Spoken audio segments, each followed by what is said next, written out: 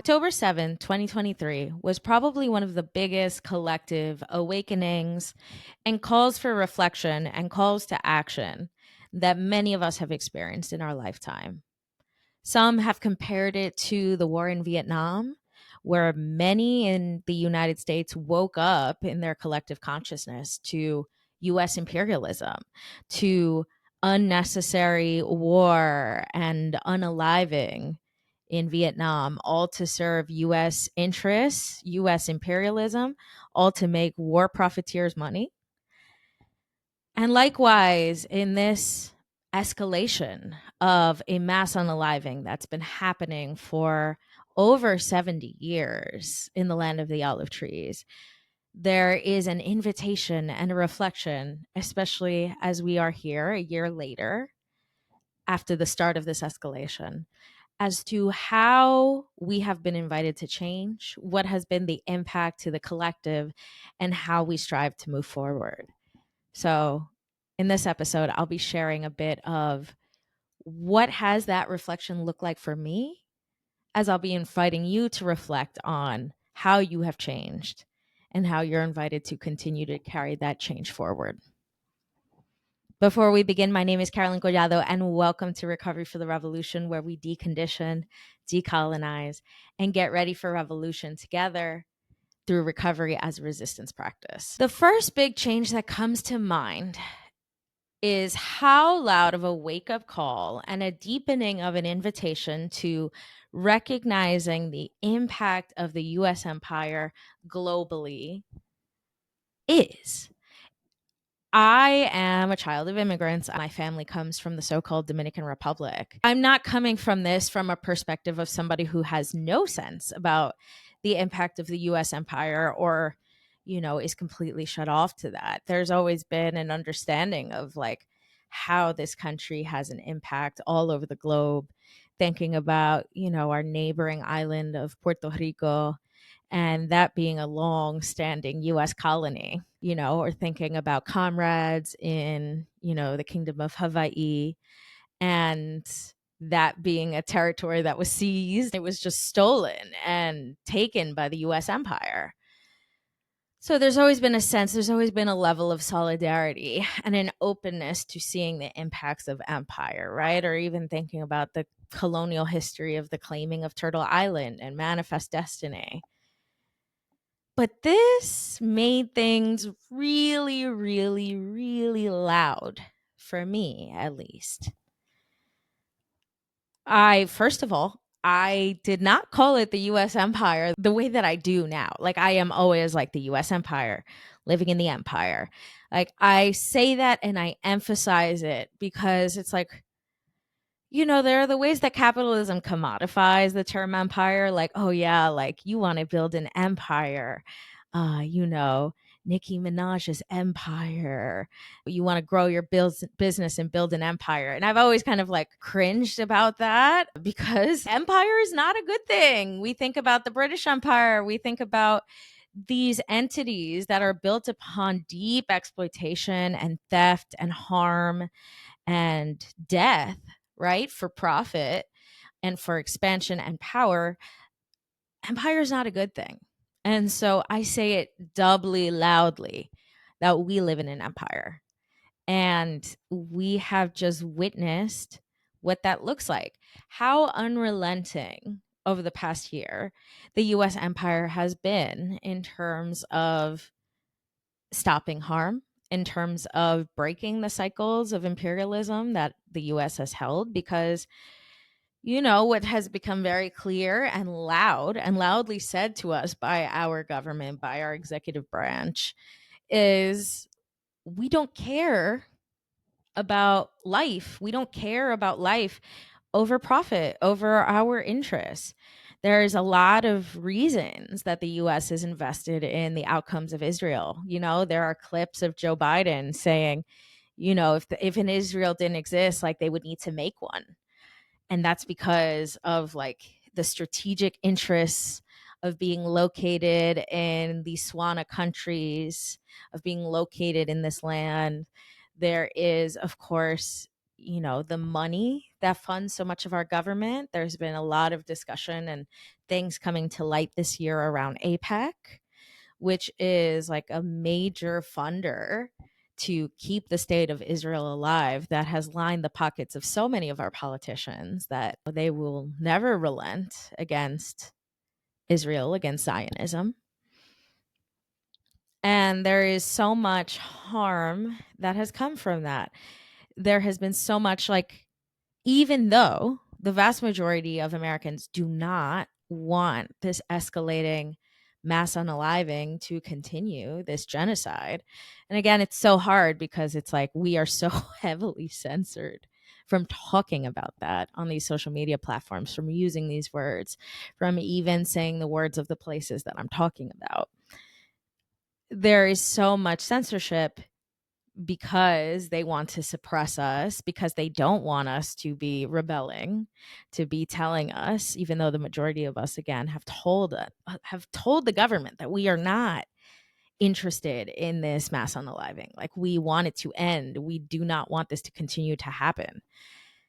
And yet, to our faces, the government continues to enact harm. They continue to send our tax dollars to continue mass unaliving in Palestine, in Lebanon, because that's how they keep power. That's how they keep their profit. That's how they keep getting the money. And so, what's also come up in this escalation of this gslide, of this mass unaliving, is how much US imperial interest is everywhere. When we talk about what's happening in the Congo, the exploitation and the mass unaliving of the people in Congo is vested in the interests of the tech industry, of the diamond industry, of we think about how much in the US there's so much emphasis on like progress and technology. The devices that I'm using to record this on, the computer that's in front of me with my notes, those are made from materials by the Congo. Apple very willingly is like, like, screw those people, let me have my profit. And that is really, really loud. I think about the escalation of the investment in electronic vehicles, and it's like that is being done on the backs of the people of Congo, like not with any consideration about how do we move away from climate crisis in a way that doesn't exploit people, because there are very much solutions that don't have to exploit people, that don't have to unalive people in a mass scale for your profit, for your growth. We think about what's happening in Haiti and how much US intervention in Haiti has informed so much of the challenges of this country. How intentional that's been since the French, charging Haiti when they liberated themselves from the French Empire. The charge for like their own retribution, their own reparations, because Haiti brought them so much money, right? So already a country that is economically impacted because they are being punished for liberating themselves and so much of the planet from colonization and being punished, and then the US coming in and exploiting IT further, intervening in. We witness the challenges that are happening today. We witness an escalation of anti-Haitianism. We see that with Donald Trump talking about like they're eating the dogs, they're eating the cats, spreading anti-Haitianism because the US empire benefits from its exploitation. I think about it in my own history. Again, as somebody whose lineage comes from a country that was impacted by the US empire, there's always been like an opening to recognizing its imperialist harms. But I didn't even fully know the gravity of how much US intervention meant. Like it's been layers of engaging with that and really recognizing, like, in my ancestral lands, we could have really had a country that was liberated by capitalism. And talking to my family and learning how much after this dictator who had been trained by the United States, like, was ousted and then a communist leader who was picked by the people was ousted by the US government to just re-implement another fascist leader. The country became even more capitalistic and even more intense, even in the countryside, which had so long maintained indigenous ways of being, beginning to lean into capitalism. And thinking about, again, the fact that I'm here because of that, it's just super loud. And thinking about the ways that everything that this empire does washes up on its shores. So many of us who don't come from here, right, who don't have deep lineage here, we come here because our countries have been effed with by this government, by the US empire. And it's just so loud. It is all so deeply interconnected. So many of us have been harmed by this empire, and also like harmed by colonization, made worse by the US empire, made worse by its profits, its interests, its desires for our crops, our resources, our people, our land. And that interconnectedness has just become super loud with what we are witnessing in the land of the olive trees, in Sudan, in Congo, in Haiti, in Puerto Rico, in Hawaii. These invitations to recognize our interconnectedness with all that is, and how much the US empire and so many other entities, right? Because the mass unaliving began with the British Empire and its occupation of Palestine, right? And then its delegation of this land of Israel began with the British Empire. So imperialism has effed with so many of us, has harmed so many of us. And we are really all interconnected in these struggles. If you come from a colonized nation, like, what it's like to have your people, your land be mass unalived for profit. You know what it's like to be occupied and controlled by an empire. And that is exactly what is happening. So there is really this call to recognize again the impact of this empire and to call it as such, to name it as such.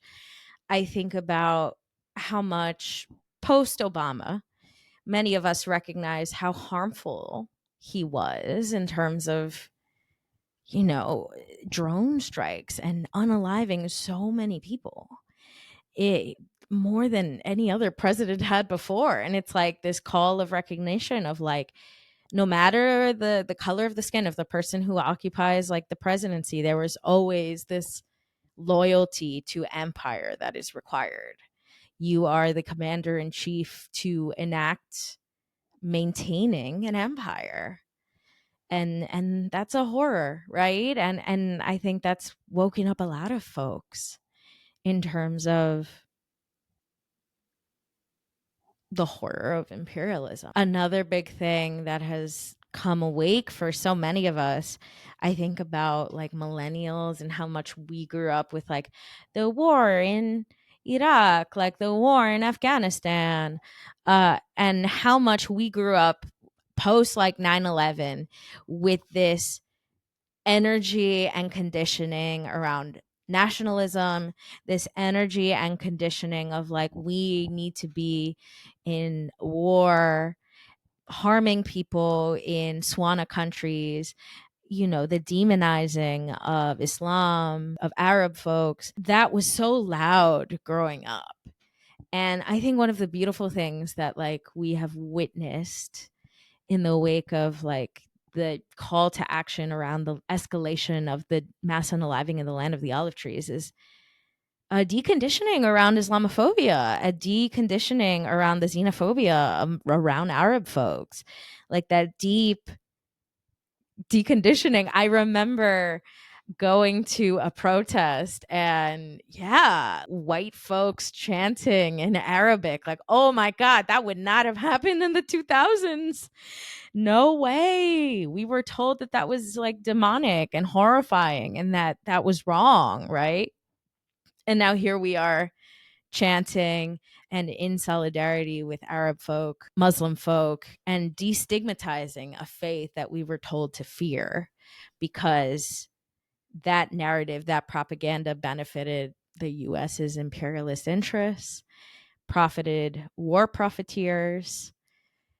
And the profit of war profiteers has become even louder for a lot of us. I had a video that went viral over the winter talking about the big LGBT nonprofits. We think about like Human Rights Campaign, we think about like GLAAD, GLSEN, Trevor Project, and so many of them, they were all staying silent about, and they have not mobilized for the benefits of like Palestinians, right?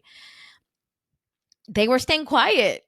And I had a video that was going viral, like critiquing that silence, like critiquing and seeing and pointing out the fact that those entities are funded by the war profiteers, which I've always kind of known coming here from DC, right? Like there was like a consciousness about that on some level, because it's like going to the Pride Parade here in DC and then seeing Northrop Grumman, Lockheed Martin, be like, oh, that's weird. Those are like weapons manufacturers. And so that becoming even louder, right? These institutions, they profit from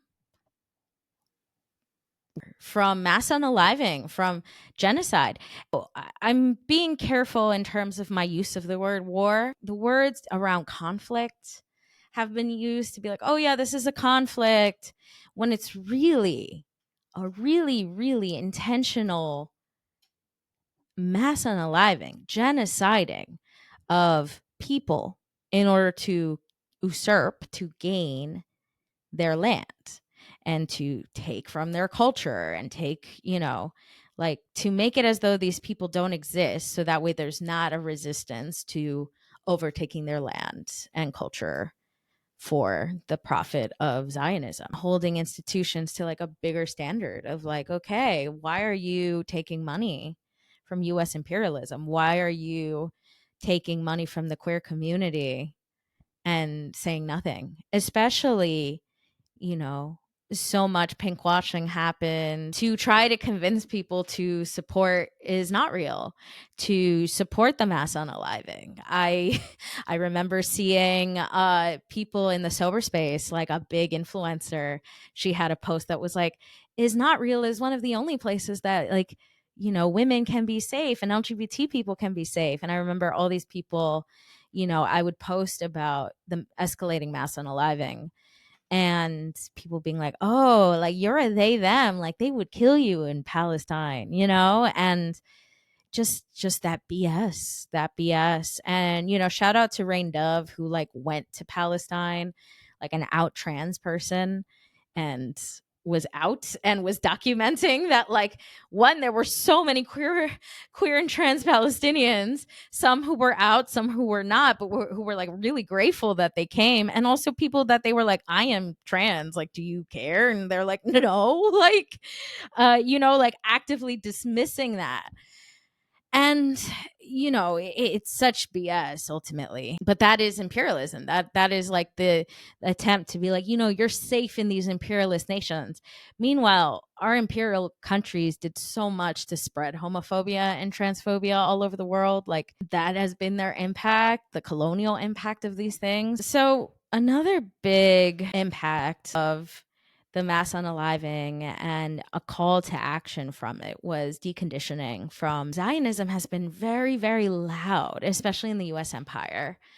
And we've seen a lot of industries have a lot of control or are really fueled by and motivated by Zionism. I grew up in New York City, and I grew up with a lot of support from the Jewish community, the Zionist Jewish community. And that is so important to say and emphasize, because so much of the problem and so much of what was weaponized early in this mass unaliving was the conflation of Zionism and Judaism. One of the beautiful things about being held by Jewish community growing up was the notion of tikkun olam, the idea of like repairing the world, that is so heavy in Jewish faith and Jewish religion, that I so appreciated and loved being in solidarity with Jewish folks around, like this care for the world, the planet, and like the support of receiving in the face of racism, right? Like receiving support because they're like, yeah, we know stuff is racist and like we want you to be well, right? Like, we want you to be well. We don't want you to experience racism. But being brought up that part of how I would be a good ally to Jewish community was to absorb Zionism. And so that was tough. That was really, really tough. And it was like a whole deconditioning because there was so much like adjacency and care of Jewish community, Jewish Zionist community. And not having a lot of familiarity before October 7th in terms of like Palestinian liberation struggles and doing so much like work and reading in those first couple of days to decondition from the Zionism, knowing that like I couldn't really talk to people in some parts of my life about it because they were really steeped in Zionism, knowing that that was something that I had to sit with and observe and learn and like read scholars before me, thinking about the book like Freedom is a Constant Struggle by Angela Davis, thinking about all of the scholars, all of the workers, all of the Palestinian thought leaders, you know, Jewish thought leaders as well, like anti-Zionist Jewish thought leaders as well, like all of the folks who did the work to really emphasize, like, do not fall for the idea that to be anti-Zionist is to be anti-Semitic. Like, do not fall for that. And deconditioning and doing that work enough that, like, you know, 4 days into the escalating mass unaliving, it was like, okay, it's time to show up. Like, you know, like it's time to show up with this deep place of like this deep commitment to decolonization, to the rematriation of our planet. Like, it is time to show up and combat Zionism. And that was intense. It was so intense, you know, going to protest that first week here in DC and just feeling like all of the resistance in the air to our resistance, to marching in the streets of DC that first week, and knowing that there was like this discomfort, this desire to suppress what was happening from the collective was just so loud. And just witnessing institutions crack down on us for resisting Zionism. I have gone in and out of saying words that are heavily censored by these platforms, right? Whether it's the word gslide, I say mass unaliving generally on my platforms. Whether it is even the words is not real. The land of the olive trees is what I've defaulted to when I'm talking about Palestine. It's been like a whole contortion exercise to even learn how to navigate getting the word out on platforms that have done everything to try to keep us from getting the word out. My body is just so anticipatory of censorship. It's been a lot, and it's been a lot to witness people get blackballed by industry. I think about actress Melissa Barrera. She's a Mexican actress and she was in Scream, and her getting blackballed for speaking out against Zionism.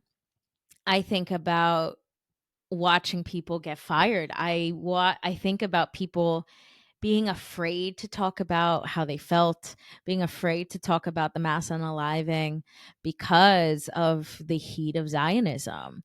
I think about just a couple of days ago, I went to go see like a neuro-ophthalmologist because I've been recovering from a concussion, and one of the biggest impact has been to my eyes. And I thought about wearing a kufiya, and it's in like this part of town, the part of DC that has most actively tried to resist having Black people settle there since the beginning. And something told me not to. I don't mind like wearing a kufiya out in these kind of places, but something told me not to. And I going to the doctor and him having like a Zionist fundraising flyer on his work computer as I'm sitting there. And I'm like, oh God, you know, like, oh my God, you know, and this is a year later, you know, and there are still very much Zionist strongholds, thinking about how many celebrities have signed that letter encouraging ceasefire versus those who were like supporting ongoing Zionism. That was a lot. divesting from people in Hollywood like we've seen over the past year. I mean, that's been amazing. Divesting from Hollywood and celebrity, because what good is that if you're not going to support humanity, right? Oh, it's been so cool and it's been so beautiful to witness. And it still is like a whole thing, though, like watching people decondition from Zionism, watching folks still relent to it because our political and economic institutions are so heavily steeped in Zionism. So it is still like an ever present pressure. And there are still many people who are bought into Zionism, right? And how that has impacted our relationships, how that's impacted our ability to be in different institutions, how that's impacted us economically. A lot of people have lost jobs.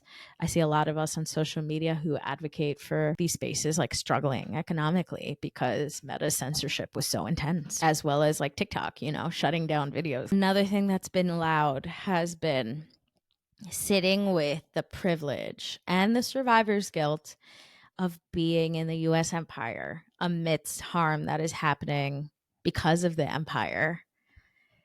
Early on in the escalation of the mass unaliving, I could not feel like an ounce of joy. There was no way. I went to a party here in DC. I was meeting up with folks, but I went to this event and it was like a room full of white folks having fun without like a care in the world, no thoughts, head empty.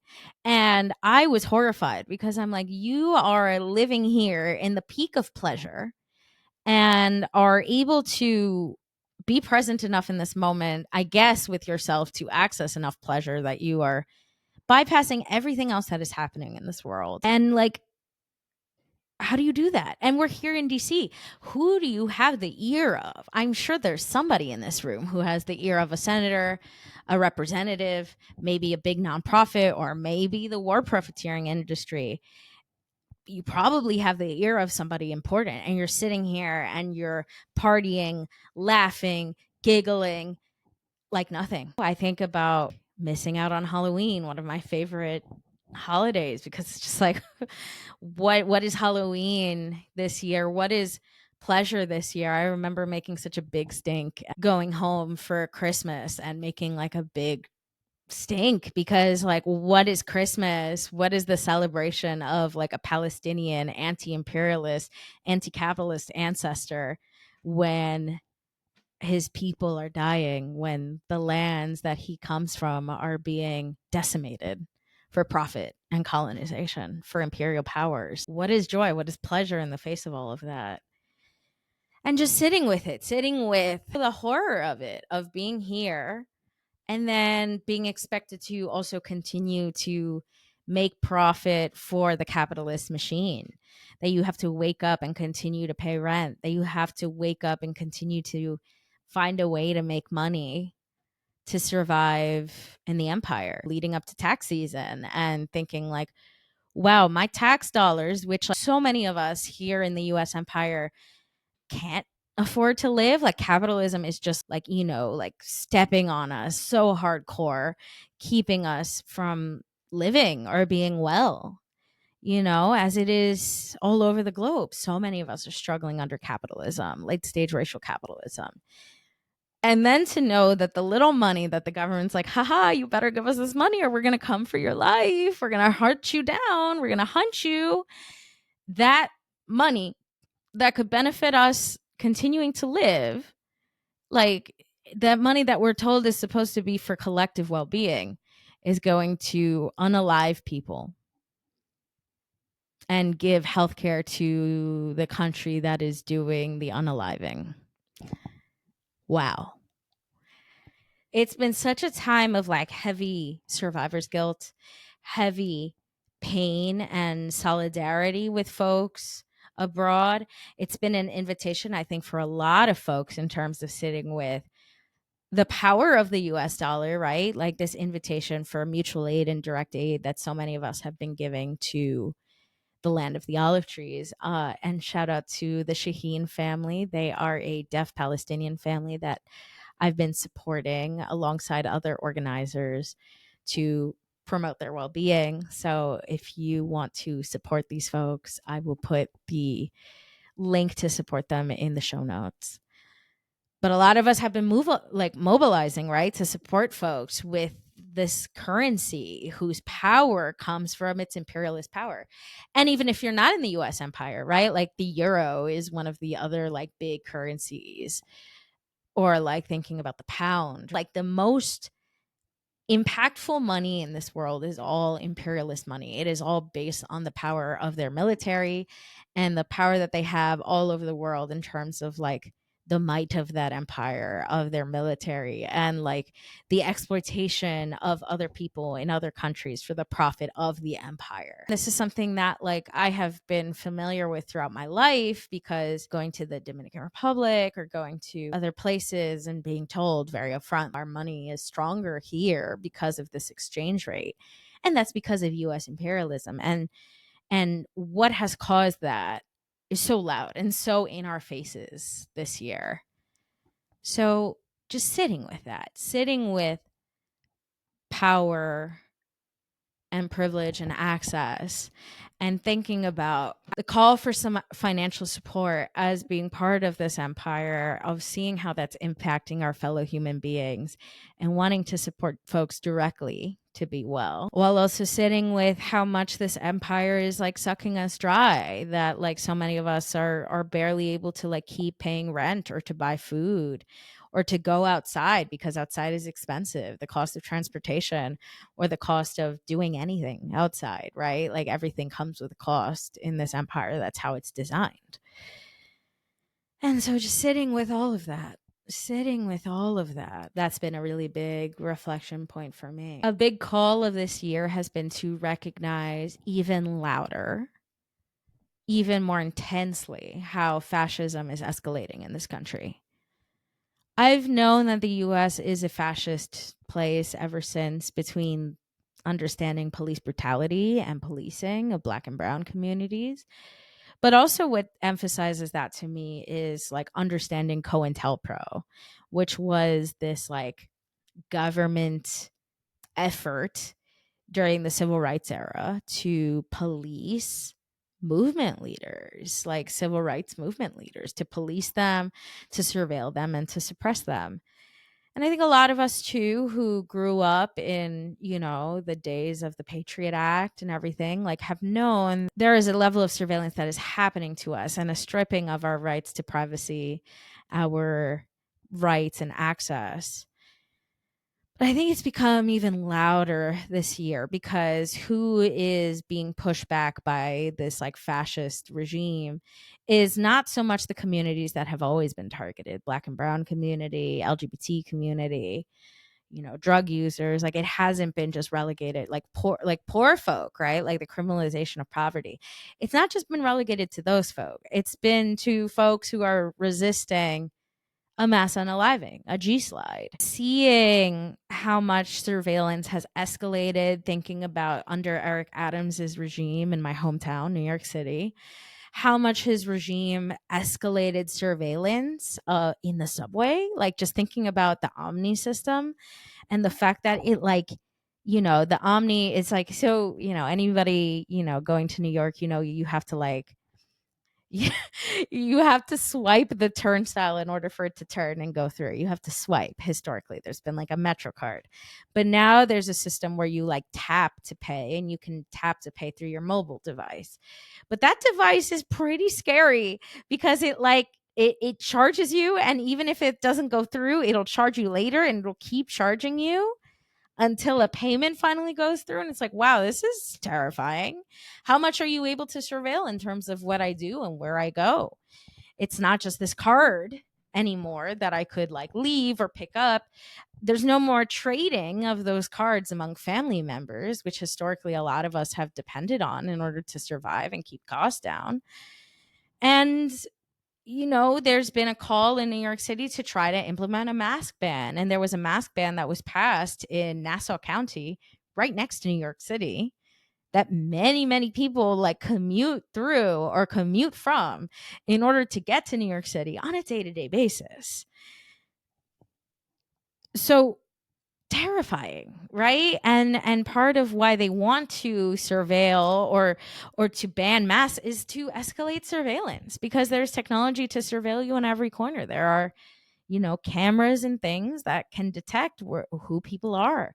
And that's terrifying. One, because masks are really important to keep our health. We are still in a global pandemic, and it's really essential with COVID to stay masked. And also, as a benefit of that, is that we can also prevent surveillance. So, all of that happening and like threatening our safety, all of that escalation of surveillance, we see how loud that's been, how the buildup of cop cities in this country, all over the country, not just in Atlanta, but all over the country, have been escalating. And we know that that is connected to the struggles in Palestine, because the implementations of violence, of the mass unaliving in Palestine, are what they do here. They send the cops over there to learn how to get trained by the IOF, and then they bring them back here and enact that on Black and brown communities, on poor folks, on sex workers, and now our young people. Because another way that this got really, really loud, that we are living in a fascist state, is that we saw students who were uprising in this country against mass unaliving be heavily surveilled and policed by their campuses. The people that they paid money to were implementing violence and trauma against these young people. And that was so horrifying to witness. Like, it felt so deeply validating in terms of, I witnessed it in my own alma mater at Yale, like seeing students being harmed by the police. And it felt validating in the sense that I always knew that a resistance to the institution's interest would be met with violence, whether it was violence in the form of like threatening your degree, losing your degree, which a lot of students received, right? Like threats to their degree. Or it was, in the form of literal violence from these police officers. We saw horrifying, graphic images of violence from the police in the wake of just protesting a genocide. If that isn't clear how much we are living in a fascist state, I don't know what is. We are currently like a month away from presidential elections here in the US empire. And, any critique of Kamala Harris has also been met with like saying that it's like anti-Black to critique her, when she and the Biden administration have done everything to swear their commitment to continuing this mass unaliving. And even like that suppression, that saying that it's like anti-Black to critique her. And please, like, like, it is really important that we be mindful of like how people's anti-Blackness is coming up. But if people are just critiquing someone for continuing to enact the interests of the empire and showing that that's what they're going to do, saying that they are invested in, making sure that this is the most lethal military in the world, those are, those signs from the empire, from the people running for the, the highest single person position in the empire of power. Yeah, that's fascism. And that suppression of critique also gives red flags towards a potentially fascist state. Terrifying suppression in terms of like freedom of speech and the importance of critiquing our government. If that's gone, what are we moving towards? What does that tell us in terms of the kind of operation, the kind of regime that we are moving towards? Both of them, both of these mainstream options being given to us, being really in support of the acceleration of fascism in this country. Thinking about how, again, those students, thinking about how students at NYU were forced to write essays about how, speaking out against Zionism goes against like their moral code. And it very much gave like Professor Umbridge at Hogwarts, which it is about a like like a critique on fascism and the acceleration of fascism, right? Like authoritarianism. Professor Umbridge has Harry like write out like I mustn't tell lies, and he has to write that out until like it is engraved in his skin, like a form of torture. And those essays like echo the same thing, that control and suppression by institutions of higher learning in order to support fascist interests, in order to support imperialist interests. This country, this government, this economic system has shown us how willing it is to sacrifice life for its profit, for its power, and has called us to really put into question what our values are in terms of dismantling these systems, right? And the recognition of how closely we are related to all that is, right? How much colonization, capitalism, imperialism impact us all, as much as these systems want us to think that they don't, that we shouldn't worry about what's happening in this country that is far, far away from our American imagination. They want us to ignore it. They want us to forget it. They want us to feel separate from it. And so I think as Americans, it is a loud invitation to see, as children of the empire, how do we fight back?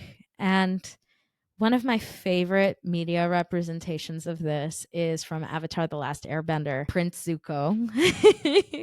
I'm giggling because we all love Zuko. If you love Avatar: The Last Airbender, which I highly recommend that show, and like, let me know if you want me to talk more about that show on the podcast. If you don't want to be spoiled, check out the timestamp below to skip ahead. Prince Zuko is born to the Fire Nation. And the way that Avatar: The Last Airbender opens is like, they talk about there were like 4 nations and then the Fire Nation attacked. And it's like the implication of like this horrifying entity. And a lot of us have taken that to symbolize a couple of things. One, the show might be tempted to be like, oh, yes, this was solely about like imperialist Japan. Like that's what that's about. And of course, there is that. But for many of us, our Fire Nation was the OG colonizers, right? The colonizers came and they ruined our entire way of being. But the US empire is also the Fire Nation for the majority of the planet. The Fire Nation came and they ruined everything. They threatened our way of life. They occupied us and instilled fear. And Prince Zuko is the son who was set to inherit the Fire Nation, right? This empire that has been enacting this for like over 100 years. And he is ousted by his family and has like a whole journey in terms of how being ousted and exiled from this empire calls him into recognition of how much the conditioning from this empire has informed his way of being, his outlook on life. And if he wants to continue to enact what he's been told is his destiny, which is to uphold the interests of the empire, or to fight the empire, to resist this conditioning that has so deeply harmed him. Oh, so good. And shout out to Dante Bosco for the voice acting. Oh my God. But the most poignant moment of that show that like lingers with me, that like makes me cry every time I think about it, is when he goes and confronts his father who exiled him, who harmed him, because that is the spirit of the empire, is violence, right? Even towards his own kid, who he felt was not enacting the like patriarchal power, authoritative norms of the empire. And he confronts his father. No, I've learned everything, and I've had to learn it on my own. Growing up, we were taught that the Fire Nation was the greatest civilization in history, and somehow, the war was our way of sharing our greatness with the rest of the world. What an amazing lie that was. The people of the world are terrified by the Fire Nation. They don't see our greatness. They hate us, and we deserve it.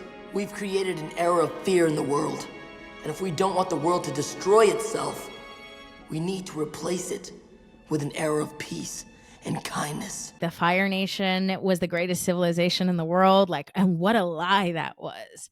And we know as Americans, that we are taught up, like we are taught that this is the best nation on the planet. Like this is the best place to be, especially as a child. Like children of immigrants, like that can be super loud because sometimes we come here and there are better material conditions than we have at home. And that's because of this empire and because of colonization, that our conditions are such that at home it is so challenging to live at because this empire screwed over our nation, our resources, our access to resources, and made our colonial wounds even deeper that started from the beginnings of colonization. We're told that this is the greatest country on earth. That is loud in American conditioning. And so there is a very, very, very big invitation from those of us who are the children of this empire to recognize the ways that this empire has caused us harm, the things that we have been conditioned to believe in order to maintain this empire, and to find and follow what are we invited to do to resist? What are you being invited to do to resist? One of the ways that you might feel called to resist is by supporting mutual aid, supporting mutual aid that are like being called for through the big initiative called Operation Olive Branch, which has been filtering out and vetting calls for support by Palestinians on the ground in Gaza. So that might be a way to get involved. And if that feels like something that might be too big for you to take on single handedly, it might be great to get together with a group and work together towards how does it look like to support the family or support the individual that is calling for support on the ground in Gaza. There's also initiatives like the Samir Project, which are still in the spirit of direct aid, but they are like bigger mutual aid initiatives. You might want to even get involved with Operation Olive Branch directly, you know, and support them in supporting folks in Palestine, but also in Congo, in Sudan, who supporting folks directly on the ground rather than giving money to nonprofits that may or may not get that money directly, all of it to the people on the ground. You're giving folks directly the support that they need to be well. So that's one way that you might feel called to move forward. Another might be continue in the boycotts, continuing to boycott. We have like spearheaded and greatly weakened the economic power of Starbucks, of McDonald's, all these big companies that are part of the BDS list. We have greatly impacted them by pulling back on our boycott. So, looking at the BDS list that is speaking to specifically what companies are most supporting or impacting the genocide in Palestine and pulling back your economic support from them, not spending at those places, educating folks on the fact that those institutions are harmful and going from there, right?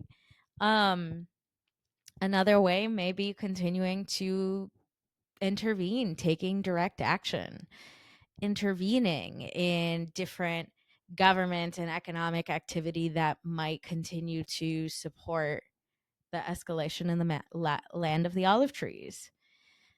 And so just seeing that, seeing what that call is, you know, another role might be education. It might be doing like what I'm doing, which is like getting here, talking about the impact, calling to light the ways that the empire has struck back, right, at us, at, you know, so many people around the globe in the land of the olive trees, and educating about that, sharing about that, visibilizing acts of Zionism, acts of censorship, of suppression, and educating about that and getting together with collective. Maybe you want to organize an event to support Palestinians directly. And maybe that's a great way to gather folks in your local area who are like-minded and, you know, can support you in movement and getting together to help support people in the land of the olive trees. Holding our government accountable and calling out the ways that it continues to enact Zionism and building towards a future that we no longer rely on this government, that its power, its hold over us, that capitalism and its power and hold over us no longer exist. Investing into understanding and learning about land back is so essential as we like awaken to and continue to resist this government whose foundations are on indigenous genocide and enslavement of African people and the theft of land and culture. So, of course, they're going to support that happening in another country, right? And they're not going to stop or recognize or make repair for the harm that they are causing. So, what does it look like to be invested also in this country and resisting policing? You know, calling for a dismantling of police, investing in transformative justice and abolition so we no longer keep up these colonial institutions like policing, investing in what does it look like to build systems of accountability so we no longer give strength to the punitive justice system that kills Black people in this country. How do we get invested in resisting the colonial paradigms that have existed in this country so that it no longer continues to harm us here and continues to spread its imperial power all over the world? So, a moment of reflection for you. Out of everything that I've shared, what has been salient for you in terms of the biggest lessons that you have learned over this past year? Let me know in the comments, you know, here on YouTube or, you know, the comments of the podcast, Instagram. Let me know. What have been some of your biggest takeaways and learnings in terms of your activism, your orientation towards the empire, imperialism, colonization that have become clear from this moment in time? And how do you feel called to dismantle this empire, to combat the imperialism, to fight back? If you like this episode, I invite you to subscribe wherever you're listening, give us a like, and comment below and let us know how this sat with you. Support us on Patreon, patreon.com/recovery for the revolution, to help sustain this so I can keep going and sharing this much needed resource so we can combat the empire, and share this to somebody you know who would like it, because capitalism tries to get us to think that we are alone in this, but we need each other if we're going to dismantle this empire. So share with anybody you think would benefit, and I'll see you in the next one.